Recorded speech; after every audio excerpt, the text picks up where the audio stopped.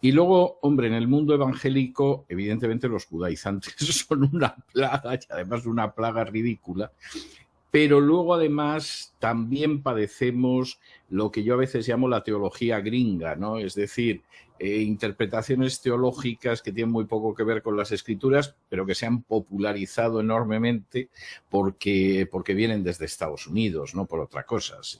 Si fueran interpretaciones teológicas de Alemania, es que ni nos habrían rozado, ¿no? Entonces, no, de hecho, el dispensacionalismo también viene. el dispensacionalismo es otra plaga.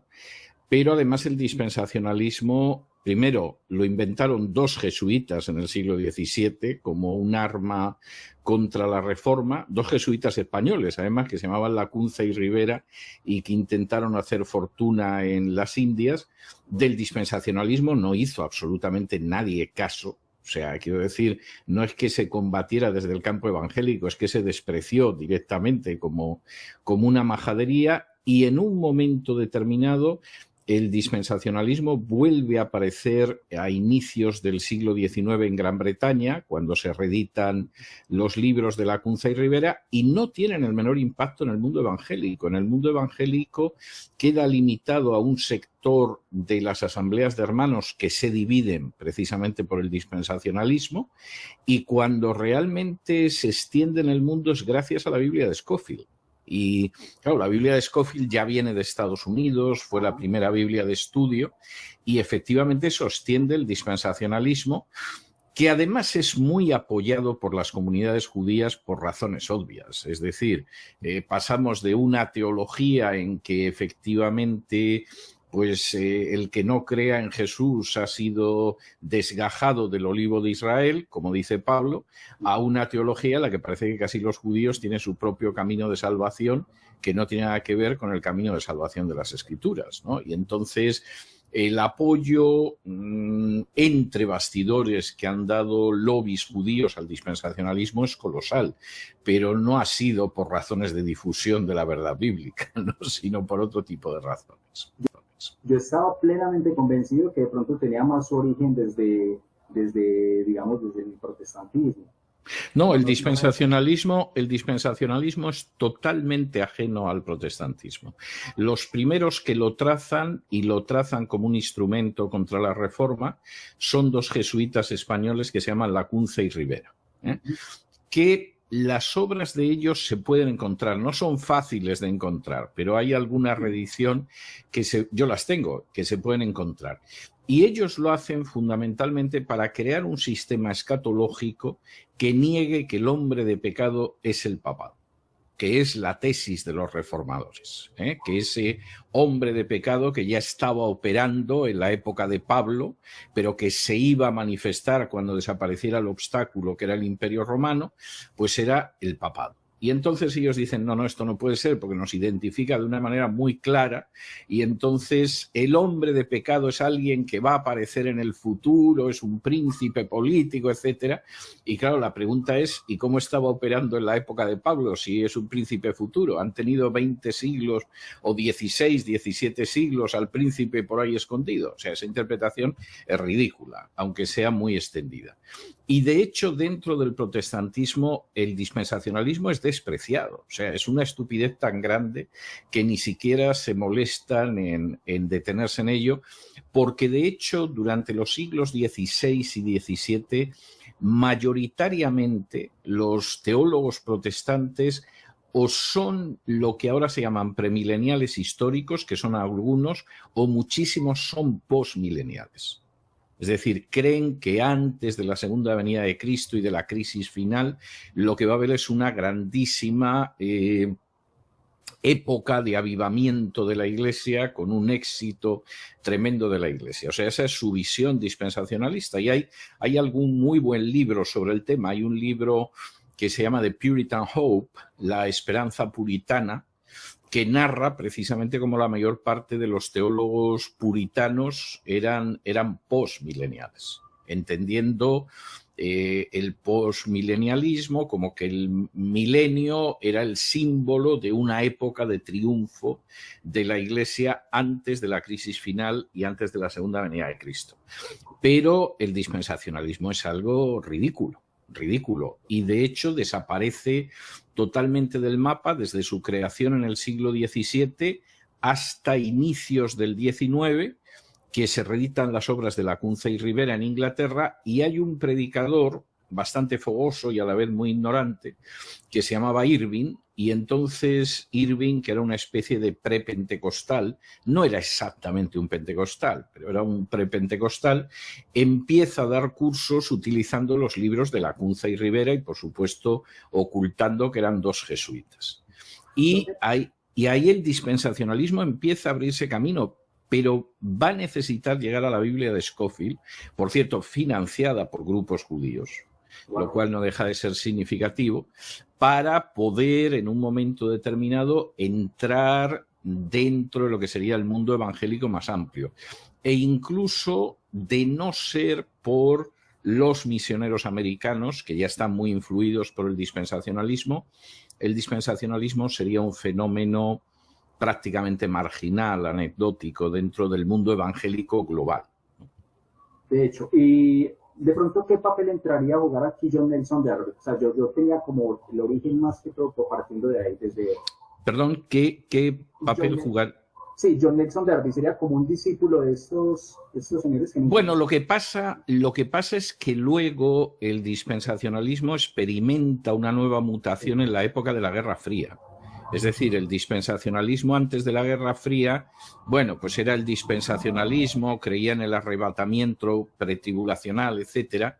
Pero claro, toda esa lectura que luego aparece en autores como Hal Lindsey y Pentecost y Tim LaHaye y todo, bueno, eso no se le ocurre a nadie, o sea, eso ya es la escatología gringa, ¿no?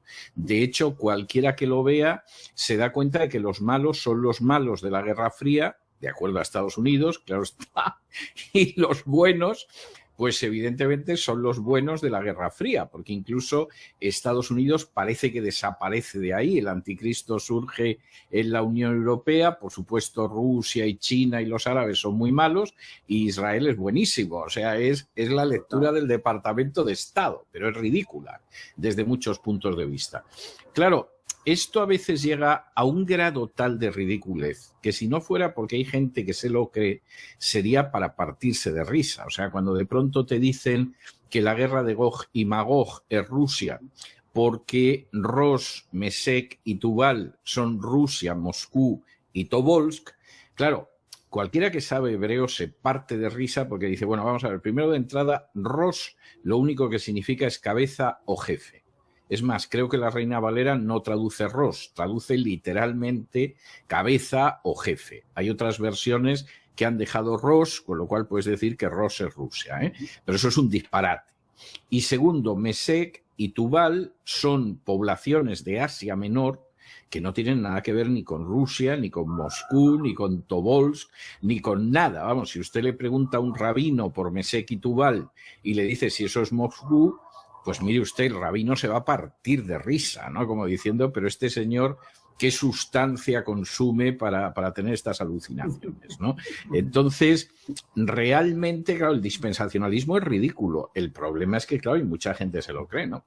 Como se creen las apariciones de la Virgen también, si eso vamos. No, y me atrevería yo a decir de pronto desde mi punto de vista personal que solamente basta una lectura hasta honda personal de las escrituras para no identificar que es una falsa enseñanza. Bueno, yo no tengo ninguna duda. Yo, vamos a ver, yo no he sido nunca dispensacionalista. O sea, yo no es que lo haya sido en un momento determinado y luego llegué a la conclusión de que era una pavada y lo dejé, que conozco a mucha gente que ha sido así, ¿no?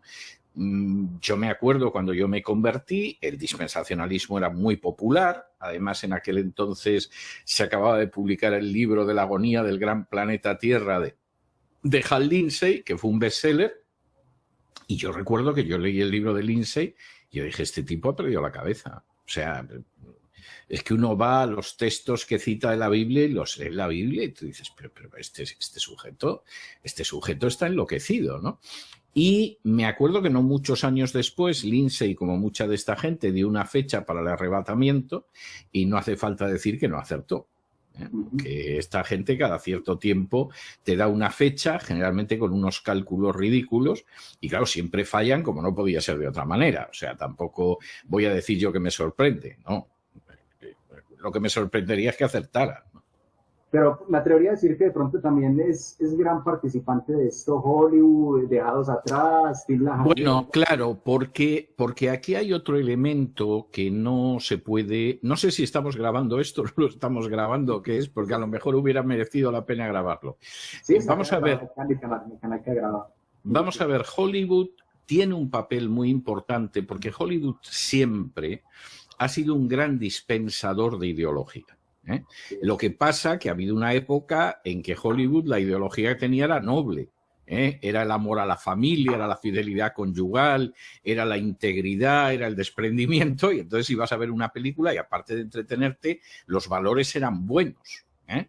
Y luego ha habido una época en que los valores de Hollywood cada vez son más diabólicos, es decir, y el cine además cada vez es peor, que puede haber un cine que los mensajes sean malos y sea bueno técnicamente, no, ahora es malo y además los mensajes son así.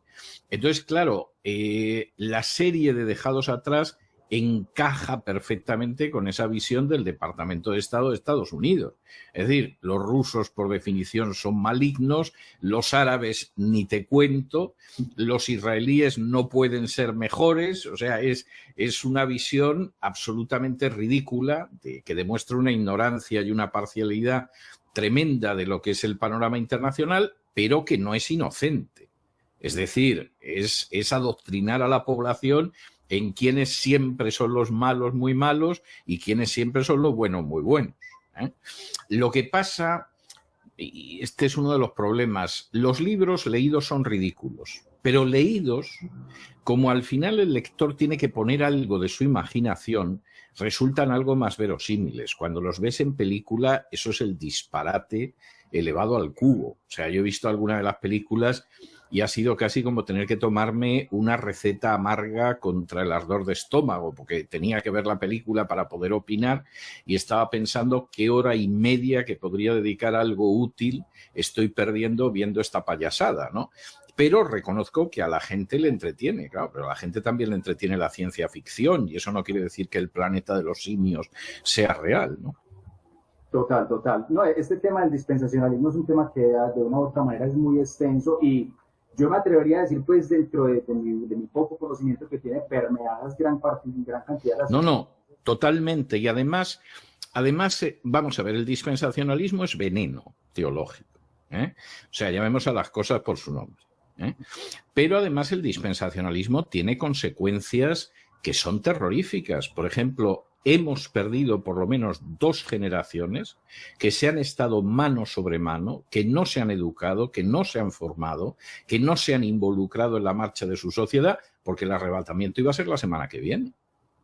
Es decir, el daño que eso ha hecho al pueblo de Dios es incalculable. Entonces alguno me puede decir, bueno, pero las iglesias evangélicas han avanzado muchísimo en Hispanoamérica. Sí, pero no gracias al dispensacionalismo, a pesar del dispensacionalismo. Y es verdad que tienen mucho peso social, pero están empezando a darse cuenta de lo que es ser sal y luz en su sociedad, porque gracias al dispensacionalismo lo que vivían era debajo del almud y a la espera de ser arrebatados en cualquier momento y, por supuesto, sin hacer nada en este mundo para ser sal y luz. De manera que, claro, como todas las herejías, pues el dispensacionalismo es muy dañina, aunque haya gente que le divierta mucho, ¿no? Divierta mucho decir tonterías en términos generales. O sea, yo reconozco que según me pilla el día me da mucha tristeza y según me pilla el día me suelto una carcajada. O sea, yo cuando he oído los que decían que la guerra de Ucrania pues es la guerra de Gog y Magog y tal, recuerdo que la primera vez que lo oí, que fue viendo un documental, solté una carcajada, no lo pude evitar. O sea, dije, pues este sujeto no sabe el disparate que está diciendo. Bueno, si te parece, Carlos, empezamos, porque yo tengo un tiempo limitado claro que sí, y tenemos que grabar esto.